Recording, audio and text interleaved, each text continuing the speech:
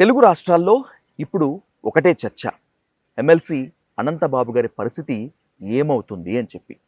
అటు సుప్రీంకోర్టులో విచారణ, ఇటు పోలీసుల వరుస సస్పెన్షన్ నేపథ్యంలో ఎమ్మెల్సీ అనంతబాబు గారికి ఆ కేసు మొత్తం మెడకు చుట్టుకుంటుందా లేదా అనేటువంటిదే ఇప్పుడు ప్రశ్న. ఈ నేపథ్యంలోనే అనంతబాబు భార్య పరారీలో ఉన్నారు అనే వార్తలు వచ్చినటువంటి నేపథ్యంలో ఆయన కాకినాడలో ఒక రిసెప్షన్, అలాగే అసెంబ్లీలో ప్రత్యక్షమయ్యారు. నేను ఎటు పారిపోలేదన్నారు. అసలు ఓవరాల్గా ఈ కేసులో ఏం జరుగుతుంది, ఏం జరగబోతుంది అనేటువంటి దానిపై డీటెయిల్గా డెప్త్గా డిస్కస్ చేద్దాం. ఎక్స్క్లూజివ్గా డైలీ న్యూస్ అందిస్తున్నటువంటి ఎమ్మెల్సీ అనంతబాబు గారితో ఇంటర్వ్యూలు. సార్ నమస్తే. 2 రోజులు బట్టి ఒకటే చర్చ మీడియాలో ఎక్కడ చూసినా కూడా. అనంతబాబు గారు పరారీలో ఉన్నారు, అనంతబాబు గారు అదృశ్యమైపోయారు, బెయిల్ కోసం ప్రయత్నిస్తున్నారని చెప్పి కట్ చేస్తే కాకినాడలో మీరు ఒక రిసెప్షన్లో ప్రత్యక్షమయ్యారు, మళ్ళీ వెళ్ళారు, అసెంబ్లీకి వెళ్ళారు. ఇంతకీ మిమ్మల్ని అరెస్ట్ చేసేందుకు ప్రయత్నాలు ఏమైనా జరుగుతున్నాయా? మీకు సుప్రీంకోర్టు నుంచి అలాగే పోలీస్ డిపార్ట్మెంట్స్ నుంచి నోటీసులు వచ్చాయని చెప్పి ఒక ప్రచారం జరుగుతుంది. ఏం చెప్తారు దీనిపైన? అసలు పరారీ ఎవరన్నారండి మీతోని? పోలీసులు అన్నారా, లేకపోతే కోర్టు అందా? ఇప్పుడు ఏదైనా ఉంటే మాట్లాడచ్చు. మీడియాలో మొత్తం అదే చర్చ కదా. మీడియా కాదండి, అంటే మీడియా పరారైందని మీరు ఎలాగంటారు? అంటే అంటే అరెస్ట్ చేస్తున్నాం, మేము నోటీసులు ఇచ్చామని పోలీసులను చెప్పి ఉండాలి. మీకు పోలీసులు చెప్పుంటే ఓకే, అరెస్ట్ చేస్తున్నారు కాబట్టి ఆయన కనిపించలేదు అనుకోవచ్చు, వాళ్ళు చెప్పు ఉండాలి మీతో. లేదా కోర్టు నుంచి అయినా మీరు ఏదైనా కాగితం చూసి ఉండాలి. సో కోర్టు నుంచి వచ్చింది కాబట్టి ఆయన పరారైనండి. ఏ బేస్ మీద మీరు పరారైన అనుకుంటున్నారో మీకు మీరే ప్రశ్న వేసుకుని మీకు మీరే సమాధానం చెప్పుకుంటే అసలు మీడియాకు కూడా వాల్యూ లేని పరిస్థితులు వస్తున్నాయి ఇప్పుడు. ఎందుకంటే వాస్తవాన్ని దగ్గరగా చూపించవలసిన మీడియా మీది, వాస్తవాలకు ప్రజలకి వాస్తవాలు చెప్పాల్సిన బాధ్యత మీది. దానికి భిన్నంగా అంటే ఇది చట్ట పరిధిలో ఉంది, కోర్టు పరిధిలో ఉంది. అది డాక్యుమెంటరీ ఎవిడెన్స్. అది నేను మీరు చెప్తే కాదు, అది నా మీద వారెంట్ ఉందో లేకపోతే పోలీసు వాళ్ళు అరెస్ట్ చేస్తున్నారో it will be in paper. వారల్గా చెప్పేది కాదు. అది యూ క్యాన్ ఫైండ్ అవుట్ అండి.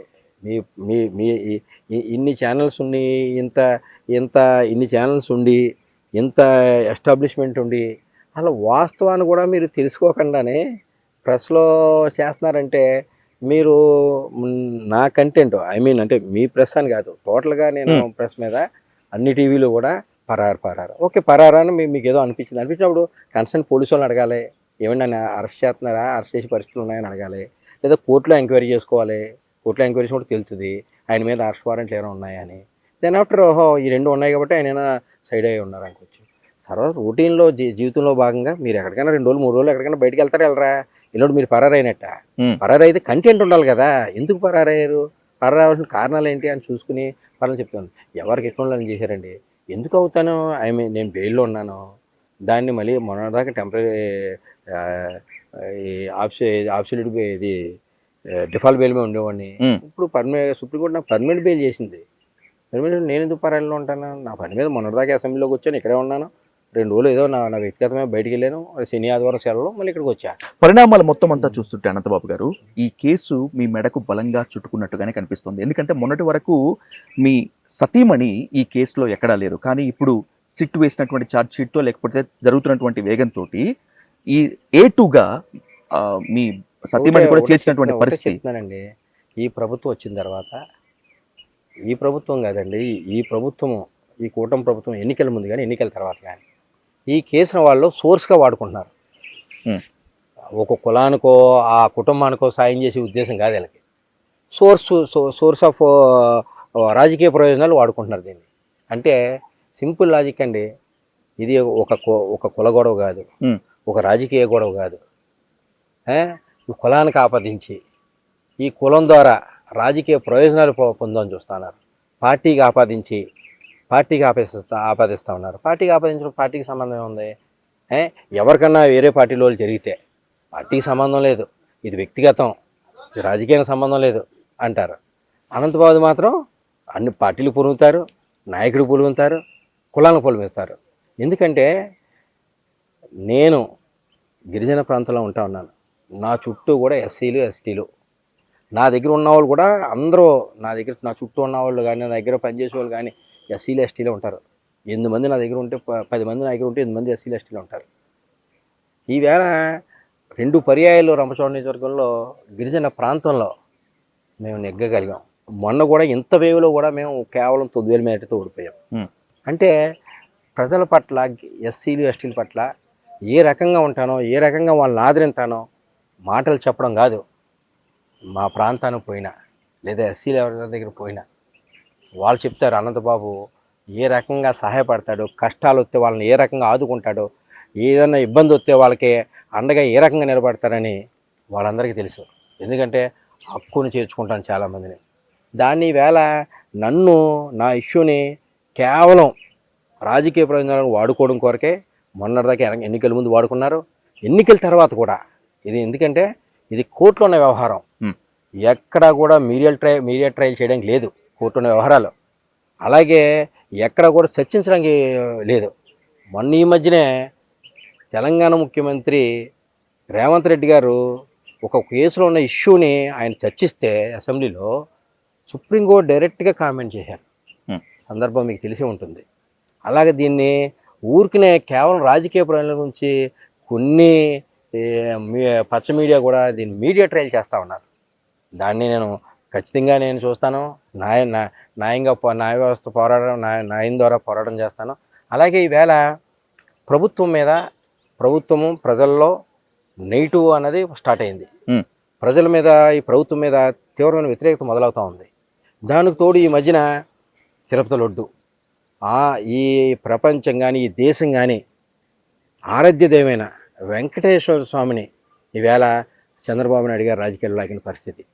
దానికి ఈవేళ యావత్ భారతదేశం, యావత్ ప్రపంచం కూడా ఈవేళ భగవంతుని కూడా రాజకీయాల్లోకి లాగుతారా అని చాలామంది ప్రజలు ఈవేళ అసహించుకున్న పరిస్థితి. ఈ రకంగా దీని మీద ఈ ఇష్యూ జరుగుతోంది, దీని మీద చర్చ జరుగుతుంది, ప్రజల్లో చర్చ జరుగుతుంది, విపరీతంగా దాని మీద ప్రజల్లో విపరీతమైన చర్చ జరుగుతూ ఉంది. వాళ్ళు గ్రహించారు మా పార్టీ కూటమి ప్రభుత్వానికి చెడ్డ వస్తుందని. దాన్ని డైవర్షన్ చేయడం గురించి ఏదో టాపిక్ ఎంచుకోవాలి. దాంట్లో భాగంగానే ఈవేళ నా భార్యను అన్యాయంగా ఇంట్లోంచి బయటికి రారు. ఈ కేసుకి మా భార్యకి ఎటువంటి సంబంధం లేదు, అయినా సరే నా భార్యను అన్యాయంగా ఇరికించిన పరిస్థితి. అన్యాయంగా ఇరికించి ఈవేళ కనీసం మహిళను కూడా చూడకుండా ఇరికించి ఈవేళ యాడ్ చేసిన పరిస్థితి చూస్తూ ఉన్నాం.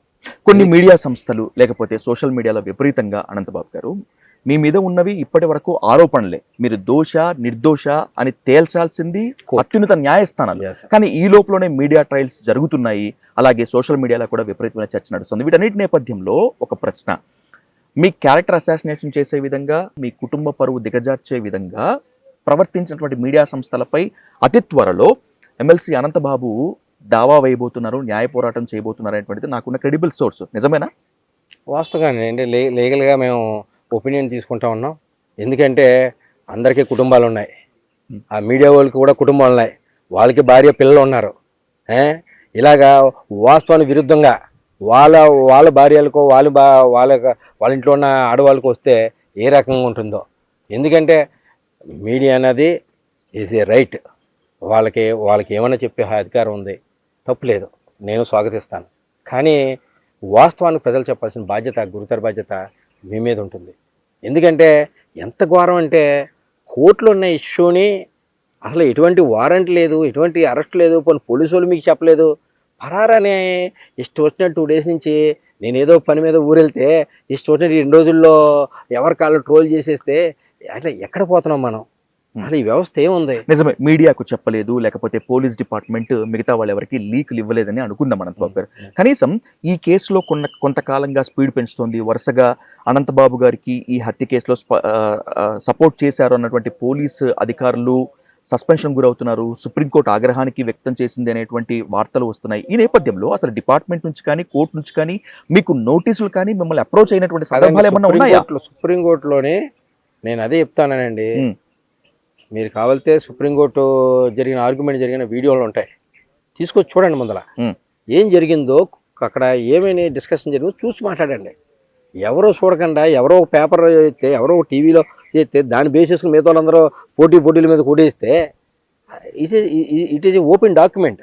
సుప్రీంకోర్టులో ఏం జరిగిందన్నది మీరు కూడా ఇప్పుడు వీడియో తెప్పించుకోండి, ట్రై చేస్తే వస్తాయి మీకు. లేదా అది చూడండి, ప్రెస్లోని ఎవడో దాన్ని బట్టి మనం ఎవడో అక్కడ కూర్చొని చెప్తే కాదు, నేను డైరెక్ట్గా విన్నా. అక్కడ ఇన్వెస్టిగేషను త్వరితగతిన పూర్తి చేయాలి, ఎందుకు లేట్ చేశారు అని అడిగారు అంతే. ఉమ్, అని నేను ఒకటి అడుగుతా ఉన్నానండి, నేను సింపుల్ లాజిక్ అడుగుతా ఉన్నాను. ఒక రిమాండ్కి వెళ్ళిన వ్యక్తి ఎవరన్నా కూడా 90 రోజులు దాటిన తర్వాత అతను బెయిల్ పొందే అర్హత ఉంది అతనికి, ఏ రిమాండ్ ఖైదీ కన్నా. ఇంకా కొన్ని కేసుల్లో 90 రోజుల లోపల కూడా పడుతుంది. 90 రోజులు దాటిన తర్వాత ఎవరికైనా బెయిల్ వచ్చి రైట్ వస్తుంది ఆయనకి. ఇవ్వాలా ఇవ్వద్దు అన్నది కోర్టు నిర్ణయం. అటువంటి వాడిని నేను పోలీసు వాళ్ళు సహకరింతే 90 రోజుల లోపలే నాకు బెయిల్ వచ్చి ఉండాలి. గవర్నమెంట్ సహకరించి ఉంటే గవర్నమెంట్ ఉంటే ఖచ్చితంగా 90 రోజుల లోపల నాకు బెయిల్ వచ్చి ఉండాలి. కానీ మీరు 7 నెలలు ఉన్నారు కదండి? 7 నెలలు ఉన్నానండి, 220 రోజులు పైబడి ఉన్నాను. గవర్నమెంట్ సహకరించే నాకు డిఫాల్ట్ బెయిల్ జిల్లా కోర్టులో 90 రోజులకి 89 రోజు నాకు వచ్చారు బెయిల్, రాలేదే. ఆఖరి సుప్రీంకోర్టులో నాకు 220 రోజులు అయిపోయింది కాబట్టి, ఆల్రెడీ షార్ట్ షీట్ ఫైల్డ్ కాబట్టి నాకు బెయిల్, నాకు డిఫాల్ట్ బెయిల్ ఆ రోజు ఇచ్చారు. తర్వాత మనం పర్మనెంట్ చేశారు. ఈవేళ మళ్ళీ అధికారులు ఫస్ట్ స్టెప్ బై స్టెప్ మీరు చూస్తూ ఉన్నారు, ఎంక్వైరీ చేశారు. ఆ ఎంక్వైరీ సుమారు 8 నెలలు గడిపించారు. దాన్ని ఈ లోపల మీడియా ట్రయల్ చేశారు, ఎంక్వైరీ అలాగే అయిపోయింది. స్లోగా దీన్ని వాడుకుంటూ ఉన్నారు. అయిపోయింది ఎంక్వైరీ, మీడియా ట్రయల్ అయిపోయింది. ఎంక్వైరీ 8 నెలలు ఫర్దర్ ఎంక్వైరీ అని సాగించారు. లేదు, ఫర్దర్ ఎంక్వైరీలో ఏం సాధించారండి వాళ్ళు? గతంలో చేసినయే మళ్ళీ చేశారు. గతంలో సీసీ ఫుటేజ్లో అయ్యే ఉన్నాయి, కొత్త సిటీ ఫుటేజ్లో ఏమీ చేసింది లేదు, కొత్తగా దొరికిన ఎవిడెన్స్ ఏమీ లేదు. అవే దాన్నే ఆ పేర కిందకి కీర పైకి రాశారు. You look out the short sheet అండి. ఇంకోటి ఏంటంటే ఈవేళ అది అయిపోయిన తర్వాత ఇంకో స్టెప్లో అన్యాయంగా ఆడవాళ్ళని చూడకుండా మమ్మల్ని టార్గెట్ చేసి, మా కుటుంబాన్ని టార్గెట్ చేసి సుమారుగా ఇంచుమించుగా ఈ ప్రభుత్వం వచ్చిన కాడి నుంచి నా కుటుంబాన్ని నన్ను వేధిస్తూ ఉన్నారు, మానసికంగా వేధిస్తూ ఉన్నారు. ఎందుకంటే ఇక్కడ కూటమి ప్రభుత్వం ఒకటే యాక్టివ్గా ఈ రాష్ట్రంలో వైఎస్ఆర్ కాంగ్రెస్ పార్టీ యాక్టివ్గా పనిచేసుకొని కొంతమంది ఎంచుకున్నారు. వాళ్ళని మానసికంగా, ఆర్థికంగా వాళ్ళందరినీ దెబ్బతీయాలి, లేదా అంతగా తగ్గకపోతే వాళ్ళ కుటుంబాల మీద కూడా ఒత్తిడి తెచ్చే దిశగా అడుగులు వేయాలి. తద్వారా కుటుంబాల మీద ఎప్పుడైతే ఒత్తిడి తెచ్చామో ఎంతో కొంత వాళ్ళు తగ్గుతారు అనే ఉద్దేశంతో ఈవేళ నా భార్యని ఆడవారం కూడా ఇంట్లోంచి బయట రాని ప్యూర్లీ హౌస్ వైఫ్ అండి, రాని వాళ్ళని కూడా ఈవేళ ఈ కేసులో అన్యాయంగా ఇరికించిన పరిస్థితి. అదో స్టెప్ అయింది. మళ్ళీ ఇంకా ఇక్కడ ఇంకా ఈ కూటమి ప్రభుత్వం మీద ఈ మధ్యకాలంలో ఈ లడ్డు మీద తీవ్రమైన వ్యతిరేకత ప్రజల్లో నడుస్తూ ఉంది. దాన్ని మళ్ళీ దీన్ని ఇంకా డైవర్ట్ చేయాలంటే 45 అధికారులని సస్పెండ్ చేయాలి. సస్పెండ్ చేశారు, అది కొంత రోజులు నడుస్తుంది. అంటే నేనేం జరుగుతున్నాను, కూటమి వైఫల్యాలని కప్పిపుచ్చుకునేందుకు ప్రజల నుంచి తిరుపతి లడ్డు డైల్యూట్ అవుతున్నామనేటువంటి ఇష్యూని డైవర్ట్ చేసేందుకే సడన్ గా అనంతబాబు కేసులో ఇవంతా పరిణామాలు జరుగుతున్నాయనేటువంటిది మీ డైరెక్ట్ స్టేట్మెంట్? వాస్తవం అండి, వాస్తవం. నేను చెప్పడం కాదు, మీరు సినారియో మీరు అబ్జర్వ్ చేస్తే మీకే అర్థం అవుద్ది. సరే, ఈవేళ కేవలం కూటమి ప్రభుత్వం మీద వస్తున్న వ్యతిరేకతని దాన్ని డైల్యూట్ చేసి ప్రజల్ని ఆలోచనల్ని వాళ్ళ యొక్క డిస్కషన్ని టర్న్ చేయాలనే ఉద్దేశంతోనే ఈ కూటమి ప్రభుత్వము ఈ రకంగా మా కుటుంబాన్ని ఈ లడ్డూ గురించి దాని టాపిక్ డైవర్ట్ చేసుకోవడానికి నా టాపిక్ ఎన్నుకున్నారు, నా కుటుంబాన్ని ఎన్నుకున్నారు. రైట్, కోర్టు పరిధిలో ఉంది ఆనందబాబు గారు. మిగతా వాళ్ళలాగా మీడియా ట్రయల్స్ డైల్ న్యూస్ చేయదు. అండ్ బై సమ్ వే ఒక జర్నలిస్ట్గా ఆ కోర్టు పరిధిని నేను తగ్గించలేను, గౌరవించలేను. కానీ ముఖ్యమైన 2 ప్రశ్నలతో ముగిస్తాను అనంతబాబు గారు.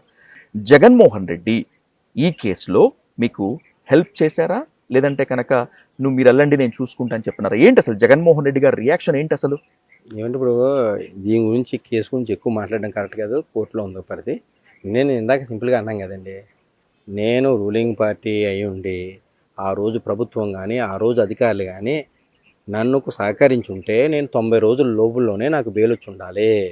నేను 220 రోజులు జైల్లో ఎందుకుంటాను? ఇది నేను ఏదో చెప్పేది కాదు, చట్టపరి చెప్తున్నాను. పోలీసు వాళ్ళు సహకరిస్తే 90 రోజుల్లో బెయిల్ వస్తుంది, ఎవరికైనా బెయిల్ వస్తుంది. ప్రభుత్వం సహకరించినా బెయిల్ వస్తుంది. నాకు సహకరించలేదు, చట్టం తన పని చేసుకుని వదిలేశారు. చట్టం తన పని చేసుకుంటూ పోయారు.